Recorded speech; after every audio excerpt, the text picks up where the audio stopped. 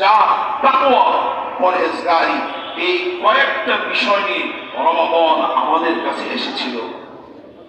আমরা আলহামদুলিল্লাহ সিয়াম সাধনা করেছি, আলহামদুলিল্লাহ কিয়ামুল লাইল তারাবি করেছি, আলহামদুলিল্লাহ কোরআনে পাকের তেলাওয়াত করেছি, আলহামদুলিল্লাহ সম্পূর্ণরূপে আমরা তাকওয়ার জন্য চেষ্টা করেছি।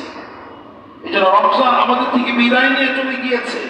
এই রমজানকে যে আমরা বিশ্বস্ততার বিদায় জানাবো নাকি বিশ্বাসঘাতকতার বিদায় জানাবো?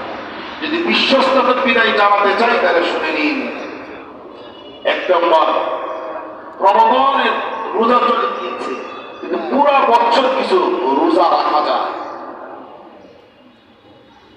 আইয়ামে বীজের রোজা 13, 14, 15, প্রত্যেক সপ্তাহে 2টা রোজা, সোমবারের রোজা, বৃহস্পতিবারের রোজা। রাসূলুল্লাহ